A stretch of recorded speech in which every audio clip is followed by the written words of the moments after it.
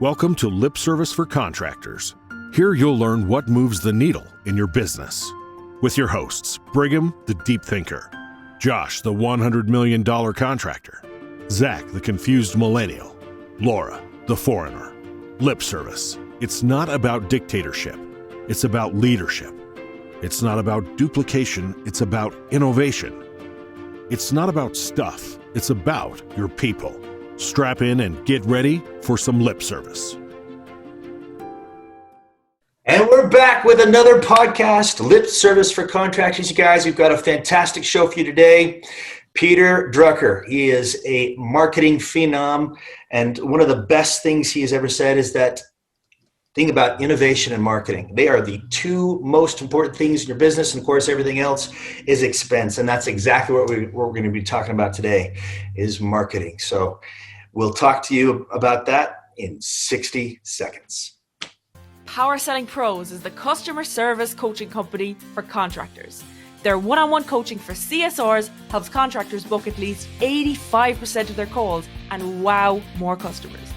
And their group training for technicians helps you create a better buying experience in the home and close more sales. Visit powersellingpros.com to learn more about how you can make more money with their coaching programs. Chances are you love what you're hearing on Lip Service for Contractors. And if you want to go deeper, have an actionable playbook, or just want to learn from some of the most successful and profitable contractors in the industry, check out Clover Marketing from Josh and Laura. They give away free, amazing information, tools, SOPs, scripts, and processes that help their family business grow to over 140 million. And those same tools have helped other contractors in the industry blow up their business and grow an average of 20% every single year. Check out growwithclover.com/free gifts. They update the free gift section all the time, so make sure you keep coming back. And we're back with Lip Service for Contractors. As we mentioned before, we're going to be talking about marketing. We're going to have Josh chime in and talk about journey mapping. Yeah, building journey mapping. Go ahead. Building the customer journey. So it's. I think every section of your business is marketing. I'm a marketing person, obviously. Thank you, love. I'm a marketing person. So each section of your business, each part is anything customer facing is marketing, period. So we're going to be talking about really today, building a proper and a well thought out customer journey. So when I say a customer journey, I mean through the whole process from marketing to answering the phones, to the follow-up, to the technician out to the house, to the comfort consultant, to the install crew. All of these things need to be tied out and thought in a very specific way. So I think one of the best exercises you could have is, once again, this is the marketing on me, is I think of every business like a funnel. It's a funnel where it starts larger and it slowly works its way down, right? And every business has holes in that funnel. You want to plug as many holes as you can, but you'll never plug them all. But just as importantly as getting them down the funnel, you want them to feel loved, amazing, happy, excited at each step of the process, which is pretty hard to do for our business because they're calling us already upset the vast majority of the time, and they don't really like us or want to do business with us, right? So we have to spend more effort on this than most. It's pretty easy to get people excited about buying a new car. It's pretty hard to get people excited about buying a new water heater. So you really have to break this down. So does that make sense, by the way, everybody? Totally. But people do want hot water. They want what a water heater will give them. So yeah. And talking about that. You can paint yourself as a big superhero too. Well, they only want hot water if we're being honest. They all want hot water, right? But in general, they only want hot water when they don't have it now. When they have hot water, it's pretty hard to get them to move the needle. You can, and we do, and you should, and everybody in this podcast should. And the goal is to get a higher percentage of them to do it. But you're never going to get everybody to do it. You know, it's not the same process as selling something that people are excited about. It's back to future pain, isn't it, Josh? Which we can talk about in a little bit. Future pain versus current pain. Yeah. Water heaters leaking out the bottom, and you know they've got water damage, and everything. They're filling it right now. There's no future. That's an easy sell, but I can't predict that. I can't force someone to call in for that. Like that's on the moment, and I'm competing with everybody, and I have to be top of mind. It's very difficult. What happens, when I'm in that house 6 months before, and I notice it's just a little rusted? That's the difference maker, right? How do you sell when it's not an easy sell? That's what you build a perfect customer experience for. That's what you prepare for. Any monkey can make money in the summertime, and I don't mean that to be insulting, but it's the truth. You don't have to be very good when there's gigantic demand. When it's 115 out in Phoenix, you could get people to replace their systems when it's broken down. What do you do in October when it's perfect weather and the windows are open? Can you still get them to replace their system? Because it still makes sense. They're still paying a lot in their electric bill. This is going to break down eventually anyway. They got a small repair. How do you get them to move the needle? That's what we're going to be talking about today, and really the customer journey. So once again, I think of it like a funnel. What's the first step on the funnel? Marketing. How do we get them? It's the pre-phone call stuff. Awareness. Yeah, marketing awareness is a piece of marketing, right? There's lots of different ways to market. I'm not going to go into detail on this podcast. I'm sure we'll do that at some point. But I think it's just very important that each step in the process flows well into the other, and you always think about the perfect experience. So when I say the perfect experience, I know it's unrealistic, but it's an exercise that is super helpful to help you change the way you think of things and the way you do things. Is you want to create the perfect experience. There's a perfect way to do everything. There's a perfect way to make pancakes. There's a perfect way to make the bed. There's a perfect way to get the phone call to ring. There's a perfect way to answer the phone. There is a perfect way to create that experience in the house. And there's a perfect way to do that install. And you are never going to convince me not. Now, what that perfect way is, that's certainly arguable, but I'm just saying there is a perfect way to do everything. And I want you to ignore cost. I want you to ignore capabilities. I want you to ignore all of that, and I want you to imagine what the perfect experience is. And once you have that written out and defined, we can pair back afterwards, not before, because you will miss so many good ideas when you do it the opposite way. So from building a customer journey, we start with the marketing. I feel like I'm talking, so if any of you guys want to jump in, go for it. Just had a quick question, Josh. If you say writing it out, you suggest that we write out this journey, right? This customer mapping journey. How do you suggest we write it out? Do we do it on a whiteboard? Do we do it on a piece of paper? Do we have stickies involved where we're writing down each part of the journey on each part of the sticky and kind of string it all together? How would you suggest you go about this exercise? So I'm going to be complicated and say none of those. Whiteboard can be effective. A lot of people like working off a whiteboard. Here's the problem with the whiteboard is you're going to erase it at some point. It's going to be gone, and you have to move it on to something else anyway. So when I am creating any experience measuring it, like we could, especially with you guys, we could share our experience matrix.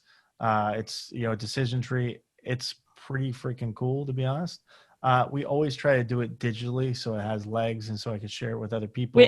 With so that said, reference it. With that said, though, we do have a really cool matrix and we have it digitally.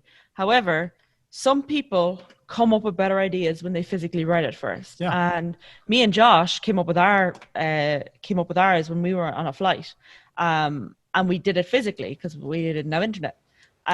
I think that's powerful. I guess don't limit yourself. Well, however you are most creative, that's how you can draft the ideas. And then Josh's point, keep it digitally. Absolutely. Like having it on a whiteboard forever. It's a non-long-term idea. Someone will rub it off, or it can't stay there forever, or else it just should be a picture frame or something, not a whiteboard. But yeah, I think don't be limited.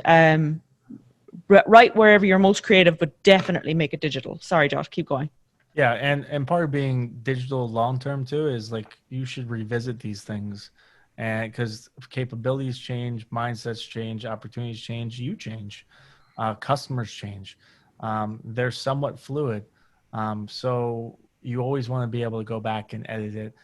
If you have just a picture of a whiteboard, which a lot of people do, number one, that's not very easily shareable. It's not very easy to define. It's not very easy to break down, but now this is something that's very hard to edit too, right? And if you don't have it wrote down in like a way that's like enjoyable to look at, Yeah. your team members are not going to look at it. And also by writing down the perfect customer journey, it's going to make things so obvious to you on what you could do better. That you'll end up rewriting your whole process because you'll see such flaws in your own. We all have flaws, and it's like awareness is power. And when you actually write down what your process looks like, you can see, okay, well, Jeannie, this isn't as good as I thought it was. Yeah. You'd be surprised when you write the perfect and then you see what you're actually doing, like how big that gap is. Because you want it done this way. Like this is the way it should be done. And a lot of times it's this way just because it's short of that because you never pictured it. You never wrote it down. Speaking of, again, another jam session with James. What's his surname? Oh my gosh, I'm totally butchering his name. He's part of the Wrench Group. We've recently done a jam session with him, setting up your business to be Jamie De Domenico. Yes, I'm sorry, Jamie, if you're listening to this. I thought your jam session was amazing, though. What he speaks about is any way of doing things. Like if you write out your perfect customer experience, and then you write out like SOPs or manuals to complement that, they almost complement each other, if that makes sense. So if you write you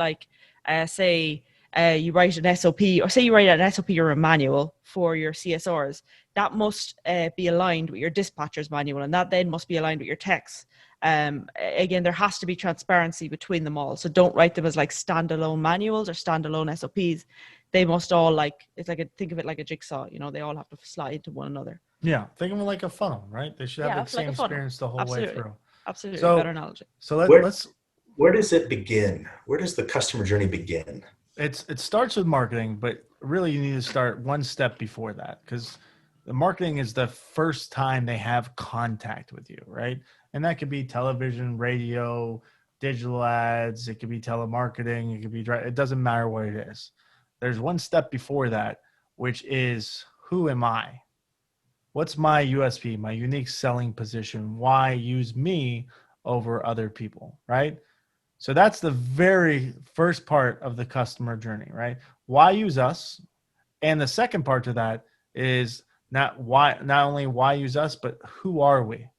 Who are we at each step? And you have to kind of define that in your head. It doesn't have to be incredibly detailed defined, but it does have to be defined, because who you are, if you're the quality guy, right? And we want to show that at each step in the process. If your quality is too broad, by the way, you want to be a little bit more detailed than that. But like for Parker & Sons, we're the family business. So when we answer the phones, we're answering like we would a mother or father. Hey, when we're giving recommendations, if this was my mother's house, this is what I would do, right? Our maintenance agreement plan is called the Parker Family Plan. Hey, are you a Parker family member, right? They're all tied together, right? Which creates a more homogeneous and more powerful customer experience. So the first step is defining what's your USP, why you, and then who you are as a company, as a business, and what's your personality in that business, right? Define what your personality, if you were a person, is as the business. And then the first step really in the customer journey is the marketing. You better make sure that your marketing hits that USP and hits that personality. With our marketing business, Grow with Clover, we're all about growth, profitability, and fun. So you'll see every single email we send out has gifts. We make jokes. You'll always see us smiling and enjoying ourselves. We won't do something unless it's fun for you and fun for our clients, right? That's part of who we are. We're not the super serious, buttoned up company. I don't know if you noticed that. That's not my personality. That's not Laura's personality either, right? That's not who we want to be as a business either. So Goofy is our middle name. So mine's Paul, but that's okay. It sounds like the first sell you got to make is Josh's middle name. Goofy's Josh's middle name. Mine's Cool. Ah, that's really cool. Thank you. Go ahead. But so the first sell you're making is you're selling yourself. Yes. Yeah. So that's the first part of the customer journey is you got to sell yourself first. And it's got to be a very clear, concise selling proposition. Right. And it's not just for you. So the first one's you. The second one is your company, right? As an organization. And then it's marketing. Is that what I'm hearing? Yeah, that's absolutely Your correct. truck, or I listen to a radio ad, or I whatever it is. Right, and they better tie back to exactly who you define as yourself, right, and who you define the company as, right? If you're the fun guy and your truck isn't making a joke with a big smiling guy, then that's not really who you are, because you're confusing the customer, right? If you're the super professional guy, you better not. Everybody's seen that van where the guy's driving, it looks like he's on a toilet, which is amazing. I wouldn't do that necessarily, but that's totally contradicts you being a serious guy. Can't do both, because you'll fail. Back right? to a confused buyer doesn't buy. Confused buyer doesn't buy 100%. Confused you lose. So the marketing, you have to be focusing on that, right? But whatever you market with, number one, this is a big part too. You better communicate what you're marketing with your team. This is such a pet peeve of mine. Hey, I run this ad. It's a brand new radio ad. No one sees it. And I don't tell the CSRs about the ad. And then they're surprised with the offer. That's not healthy either. So there has to be clear communication and clear follow through on each step of the process. The next step in the process, for the most part, it could certainly be scheduled online, but for the most part, it's over the phone. They've made a phone call to us, or they schedule online. We're making a phone call to them. That's the second section of the customer experience. And now you have to define. It becomes even more clear and more sophisticated, more detailed as you go through the process. But when it's your internal business marketing, you're kind of putting yourself out there. When they're calling you, you better have a clear customer journey, right? When I say a clear customer journey, how do you answer the phone? What's the first line? How do you end the phone? So like for Clover Marketing, it's super goofy, right? If you call me or Laura on our business line, Laura, what do we say when we answer the phone? What's the good news? What do we say when we leave the phone? We're going to go change the world. Go and change the world today. I'm going to go change the world. I'll talk to you later. Yeah. Right? Now, what am I doing there? That's fun. It's goofy. It's still about growth. You know what I mean? Like it fits our personality, right? The business personality we had, right? That's marketing. So you have to build the perfect customer experience. What should that customer feel like when they're on that phone call, right? What should they hear? What should they see? What should each step of the process to create the best possible customer experience, not only for you, but not only for the customer, but for the CSR as well. What's the perfect way of doing it? And you define that. And then if you have to, you work your way back. You'd be surprised how close to perfect you can get. And you have to define this, share this with your team. I know Brigham has a ton of information on this. Do you want to touch base on some of the things you could really focus on for a perfect customer journey on when they call in? Yeah, this stuff's amazing. Go for it, Brigham. So the first step is a greeting, right? You've got to have an awesome greeting. I love your guys' greeting. I love how you guys intro and summarize at the end of a phone call. It's fantastic. And we teach our CSRs to do the same thing. So say the customer gets on the phone and it's really easy to answer a call that is ready to book, right? That you could act as if you're doing them a favor and still book the call, right? It's easy. What did you say? How did you say it before, Josh? You said any monkey could book a phone call. I don't know if I'd take it that far, but you do know what I mean, right? They can Monkeys can be smart, Brigham. Don't underestimate a monkey. Maybe, but anybody can book a phone call if they're really dying to have somebody come in. If the ones where the customer gets on the phone and says, hey, I want to ballpark price. I want to know if your charge come out. I want to talk to a technician. But here's the thing. How you handle every call, whether it's an easy call or a tough call to book, it all comes down to what you do in the first 30 seconds of that phone call. So what needs to happen on an emotional level in the first 30 seconds of that phone call? Number one, you've got to be super positive, super upbeat, right? Customer gets on, and what you say doesn't really matter as much as how you say it. That greeting has got to be something you absolutely believe in. It's something you're excited about saying. In fact, some CSRs prep themselves before they even answer the phone. There's a CSR, her name is Katie, and she says, my name's Katie and I'm a cutie. She says that to herself every time. I love it. My name's Katie, I'm a cutie. And then she answers the phone and she gives her greeting and she's going, right? So she's got the brilliant. before she answers the phone. Yeah.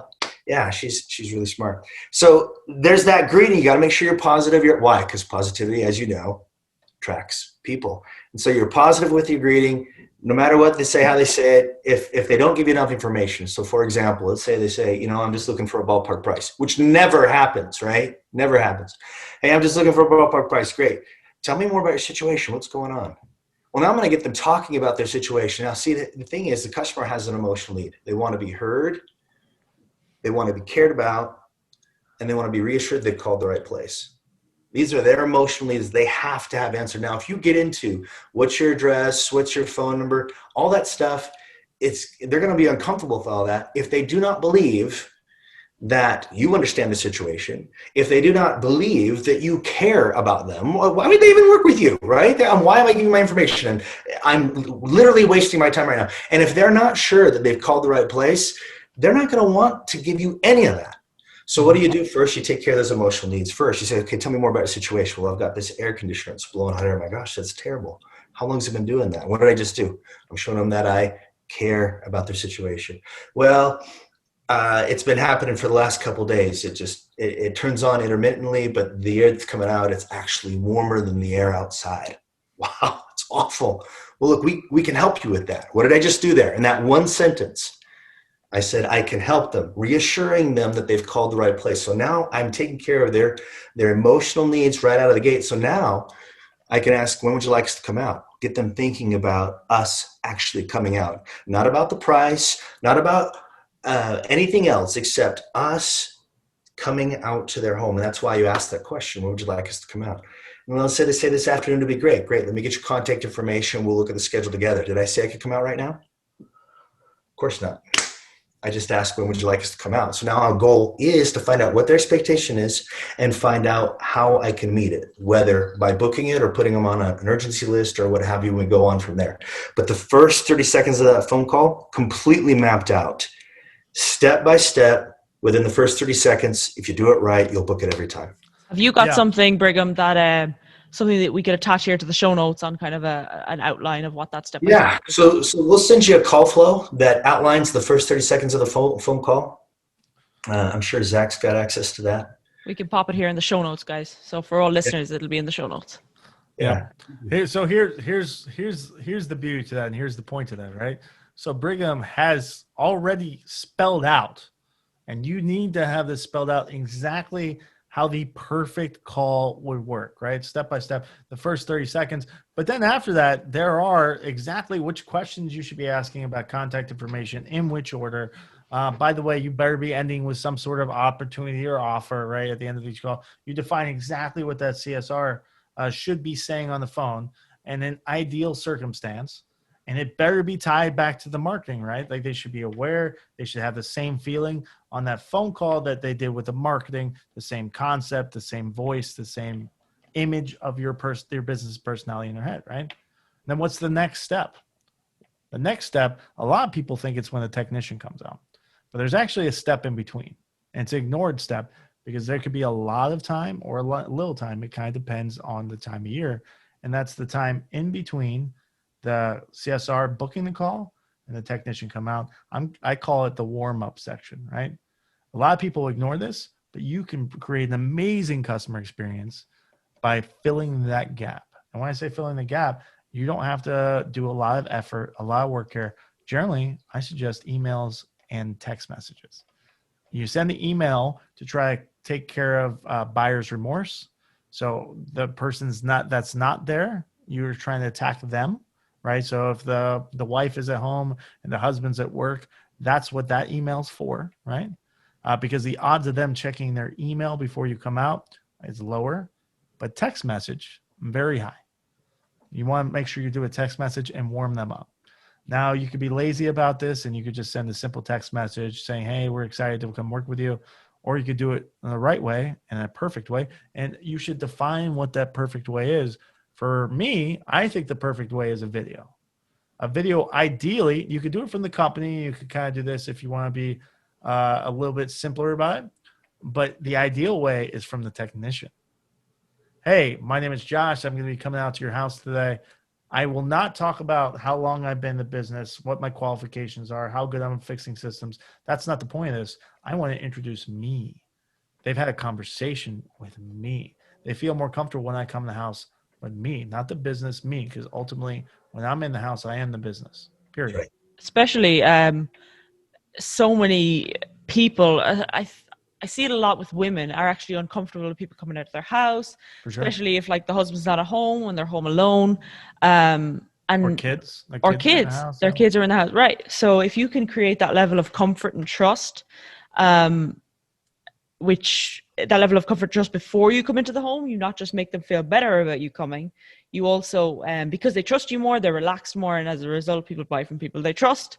So the likelihood that you can upsell or like book a lead increases dramatically when they trust you, and you can build that trust before you even show up at the house. That's why video is so important. 100%. So on that video, just to be clear, for me, like it's all about personal information. So, hey, my name is Josh. I'm coming out to your house today. I appreciate just a little bit about me. My favorite sports team is this. I actually do jujitsu. I love jujitsu. I'm black belt in jujitsu, and I'm a newlywed. Just married my wife from Ireland. So if you have questions, want to give me marriage advice, or if you have questions about Ireland, certainly let me know when I'm in the house. Right? That's a totally different experience than. I've been doing this 15 years. I'm really good at marketing. I'm going to do a great job at fixing your AC system. I'm NATE certified. Forget that stuff. It's all about personal, right? So I could fill that gap and create an amazing, perfect customer experience. Go ahead, Laura. On that video, some people are like, my techs will never stand in front of a camera. There's no way I'm going to get them to do it. There's two things about recording a video. Don't make it fancy. A phone is like more like personable. It's like it's casual, and it's like you're communicating to a friend. Firstly, so you don't have to get all technical and worry about getting a photographer in. But the thing to address, my techs will never get on camera. To make it easy for your techs, if they're that way inclined and they don't want to get on camera, ask them questions. Like you could just be standing next to them recording yourself. They could be here, you could be here. Sorry for those who can't, for those who are just listening, you could be just like standing right in front of them and they could be a little bit behind you or next to each other, and you're literally reading questions off a sheet. Or as the owner, if you're more comfortable, you could just be saying, okay, so I know you're going out to the house today. Why don't you tell the homeowner who you are and what you're about. So you're setting the guy up, and you can ask shorter or longer winded questions, and it makes the tech who's not so comfortable on video a lot more comfortable. So that's just if you have that mindset where there's no way my techs are going to record, that can help. The amazing thing about this is that you've got unlimited takes. That's true. Yeah, this is true. Well, don't tell a technician that. Yeah. Take a couple of hours if you need to, either before work or after work, and just go for it. Oh, shoot, I guess we're going to start over again. Let's do it again. At some point, that technician is going to realize that they're doing it, whether they like it or not, and they might as well make the best of it. So yeah, that's actually fair. We go. That's okay, man. We got unlimited takes, right? I got all day. You got all day. Don't worry. You know what? I'll talk to the dispatcher, and we'll work out your day in such a way that this is all we do all day if we need to. So you got to be careful though. The recruiting and retention could become a problem. You don't want the guy to go to the competitor because he's like, they're nuts. They just want to record all day.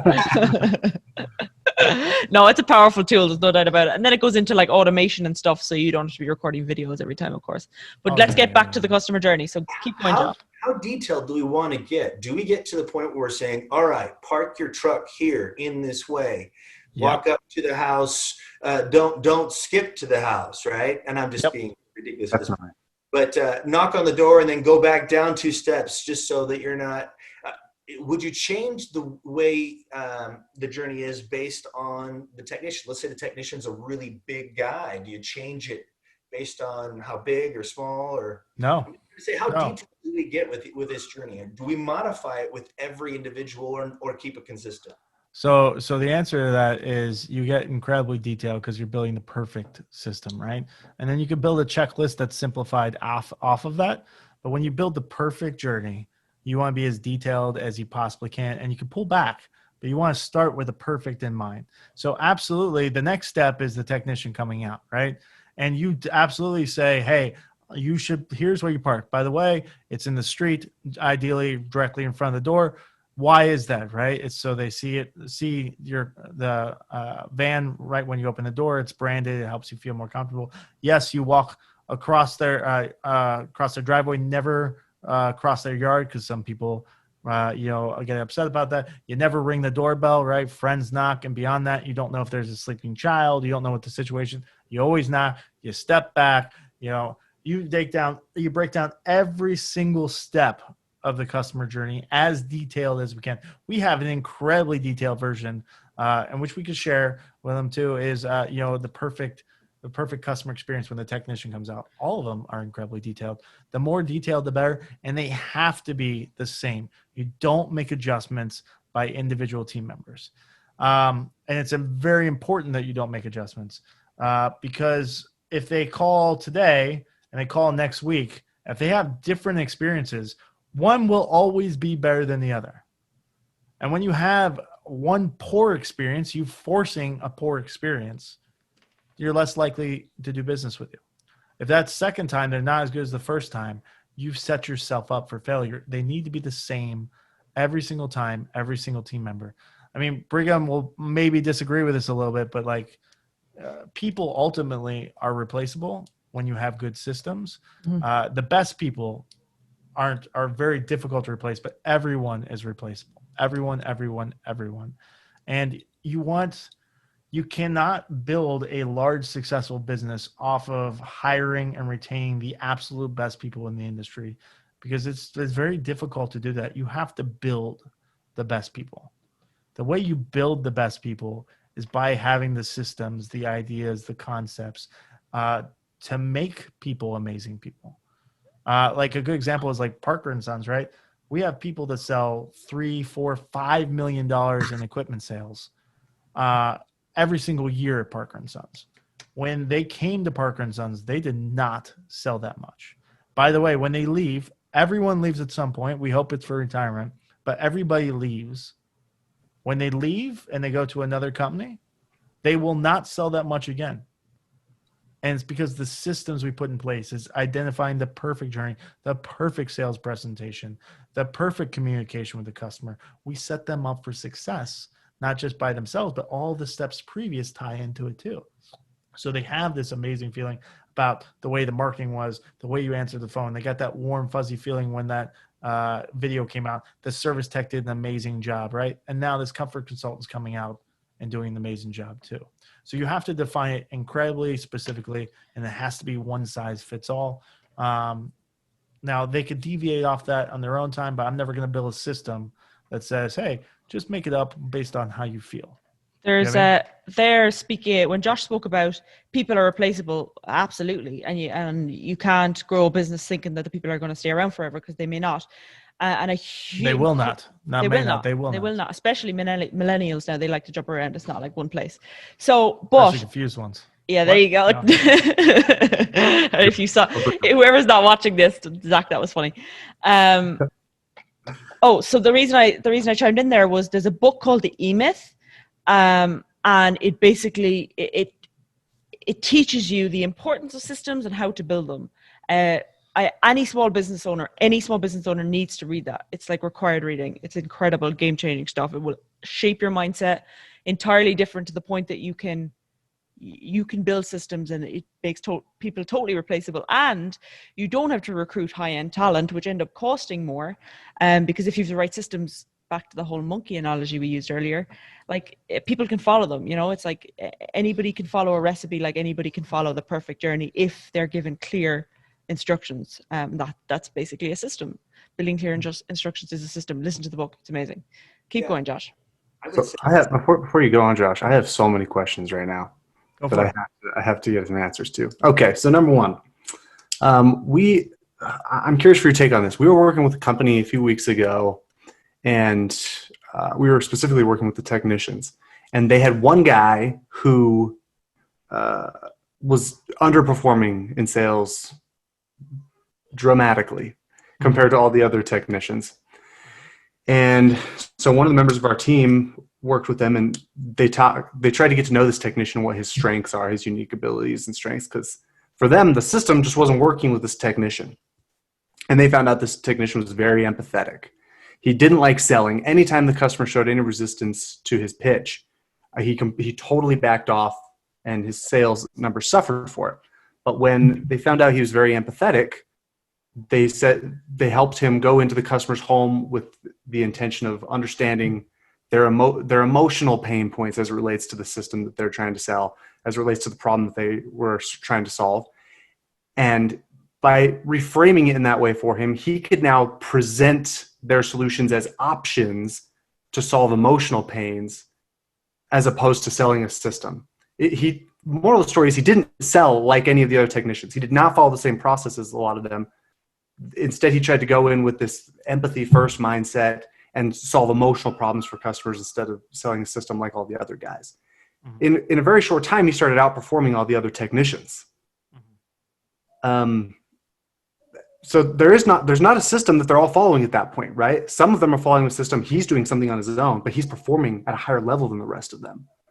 So what is a business owner to do in situations like that? I would say recreate the process, but you know best, Josh. Go for it. Yeah, so I'm gonna be a little controversial here, right? That's what I'm hoping. Number one, I tend not to try to focus too much on my lowest performers, because I can move the needle more on my middle performers than anywhere else.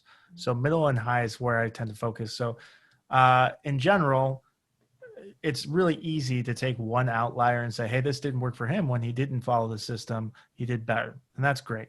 That's awesome. Good for him. I can't repeat that. I can't have 50 of those guys unless I decide those are the kind of guys I want in the business, which, by the way, recruiting is all tied to this customer journey too, right? I want these type of people, and this is the message and the experience I want to create. Then that's a different conversation. But if I want all like super ambitious go-getters that feel really comfortable talking to a customer, have no problem asking, then it's hard to build. Well, if that's not you, I'd build a separate system for you, right? That's not a good way to be scalable or to grow your business. Now, that being said, on any individual person, you always make exceptions for the exceptional. Always, always, always. I'm totally okay with that. But I would never build a system or a plan based off exceptions. There are salespeople that do things entirely different, and they're just all stars. And they're these weird standalone guys. They don't even do what you ask them to do. They're a pain in the butt, but God, they sell. And they sell ethically and are good at it, right? I live with that. But I don't build a system to recreate that. I build a system for everyone else and make sure they have as much success as possible. And I live with the outliers. Does that make sense? Total. Can I add a couple of points to that and also clarify what we're saying? Is that all right? Yeah. First of all, I totally agree with building a system to protect against the loss of any one individual. And I totally agree that a system will help anybody do better at their job, right? Whether it be selling or what have you. So I totally agree with that. And and does that mean that people are replaceable? Well, yeah, of course they're replaceable. However, it's the individual's job to make themselves irreplaceable by providing immense value. Now, in a perfect world, especially when you're running a $100 million shop, you've got to have a system in place, and you've got to have people who are going to follow that system. I get it, right? That's how you create predictability. I get that. However, when you have a shop that's, say it's a $5 million shop, and there's some relatives involved, which never happens, right? Relatives in a heating company, it never happens.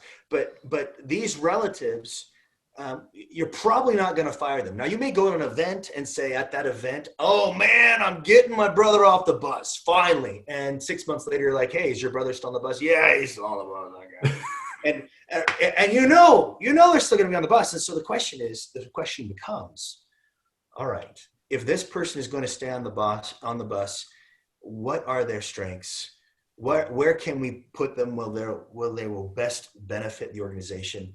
And Zach brings up a very good point that if there are people in your organization that you know are in the wrong seat, A, get them in the right seat, and B, equip them with the tools and the training that they need to be successful. That way they will be fulfilled, the organization will benefit.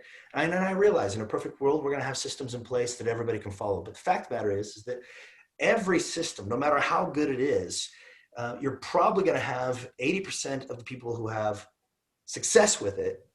And then the other 20% that you either get rid of or replace or whatever. However, if these outliers are there based on somebody who can recognize a specific talent that somebody has, for example, somebody who's really great with empathy and really great at taking a look at a customer and empathizing with their emotional needs, right? And then providing solutions based on those emotional needs. And all of a sudden we're changing the paradigm of a specific person who used to have difficulty in the past. And now we're making that weakness and we're turning it into a strength. I mean, why wouldn't we do that on a regular basis if we could? So It's not that you wouldn't do that, right? And I say you make exceptions for the exceptional.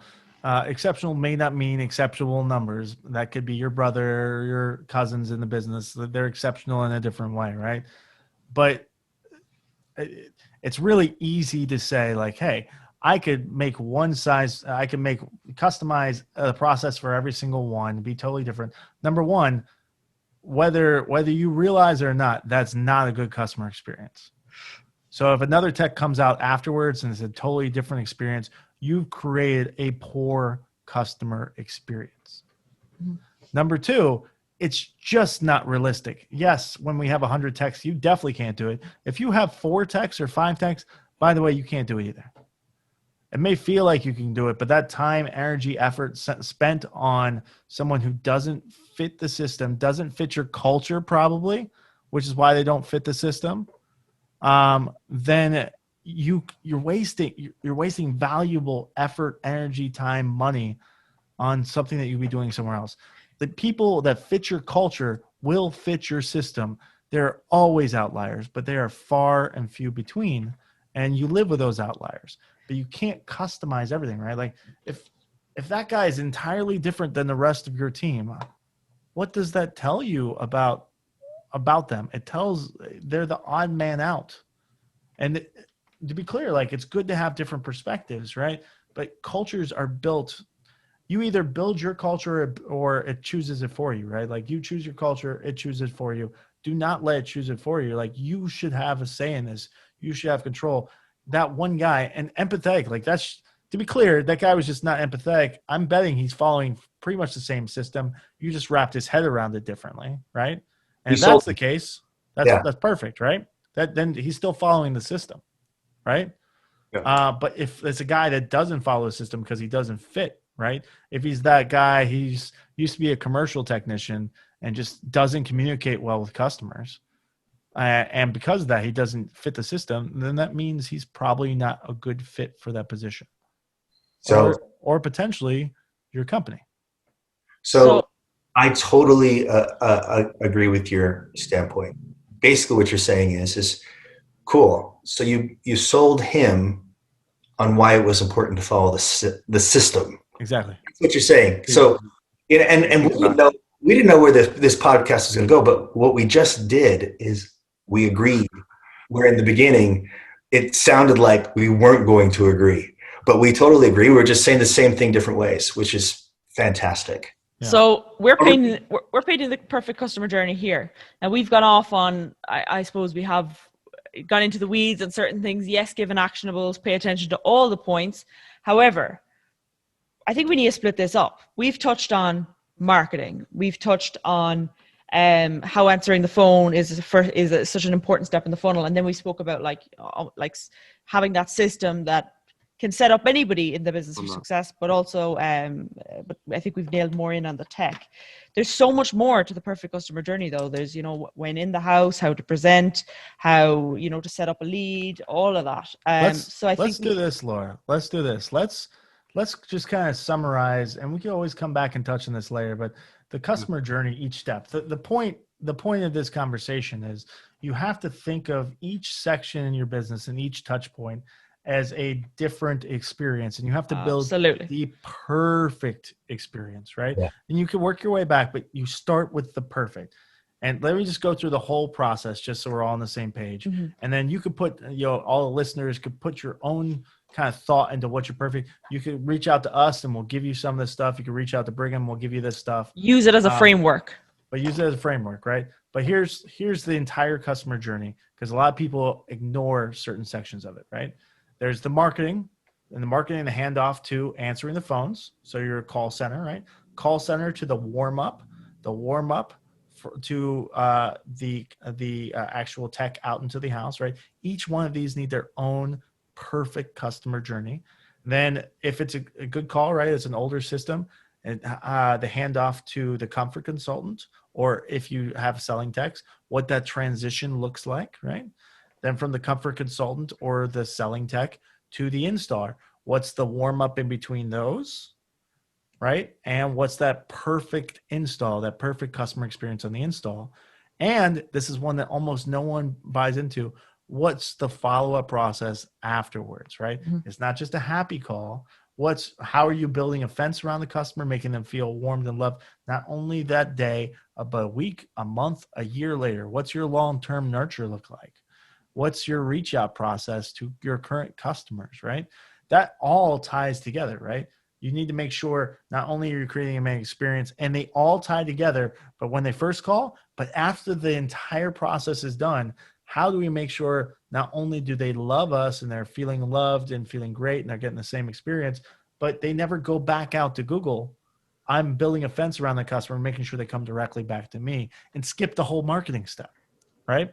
So I just want to kind of get that out there. That's what the customer journey looks like. You need to break down each section and define exactly what that should look like and what the transition between that section and the one before and the one after needs to look like in a perfect ideal world. And when you spell that out and share it with your team and do that on ride-alongs and make sure it's happening, it's a whole different ballgame. And it seems like a big, scary project. It is a big project, but it's one that will end up making you like so much more money. You'll have so much more transparency. You'll actually enjoy clarity. So much clarity. And you'll enjoy showing up to work more. I hear so many contractors say, I'm growing, and I'm growing. You see some people contractors, and they're actually growing so fast that their operations are all over the shop because they're growing, and that's great, but they're stressed out and overwhelmed because their operations aren't in place. Operations ultimately tie back to systems, not fully, but a large amount. So build out that customer journey, but it does take a while. It's not going to be an override thing, but Jeannie, don't say my journey is good enough. Good enough is like, you should read the book Good to Great. You know, don't settle with good, try and be great. And by being great, you'll actually enjoy your life so much more. Here's the cool part about this too, is when you spell out that perfect customer journey on each step of the process and you have good tracking and accountability, right? When you spell it out, all of a sudden you'll be like, oh my God, I just realized why our closing percentage from our comfort consultants is lower. I know how it could increase. It's like, because this transition from here to here, it's nothing like the transition from the call center to the warm up to, it's like, I get it now. Like, this is so much better than when the tech comes out and we have the comfort consultant follow. I get why I'm losing money right now, right? That's where you're leaking. So true. Spelling it out, it becomes so like, oh, wow. Yeah, I could see exactly what we're doing, what kind of results we're getting, and the why behind it. Yeah, it's love it. I love it too. Well, guys, I think that mind-blowing stuff. I see Josh or Zach's face. I love how you ended it there, Josh, with clarity. And Jeannie, clarity is like, it's such, and back to like, I guess back to where I've come from and the human performance side. If you've clarity, you end up having your productivity rises like dramatically. Like, you can check out every flipping study in the book, and you're probably not going to check all the studies, but just take my word for it. Productivity shoots through the roof. So does morale. So does happiness. Thank you so much for walking us through that journey, Josh. And Brigham, thank you for adding such an amount of incredible value to the CSR side of things. And I think this has been amazing. And guys, take the structure. And there's lots of nuances in there too that you can apply to your own business, but don't settle for a good customer journey. Make it great. Take the time. And thank you guys for listening. We thoroughly enjoyed it. Hopefully you enjoyed listening to it as much as we enjoyed recording it. Until next time, take care, stay busy, and Josh, go tell them to. Let's go change the world. We'll change the world. Talk to you soon, guys. Thank you for listening. Thank you for listening to Lip Service for Contractors. We hope you enjoyed this episode. Make sure to leave us a review in the App Store and don't forget to share with your friends. Ideas are cheap. Implementation is what separates the winners from the watchers. Go out and implement these ideas. See you on the next episode of Lip Service for Contractors.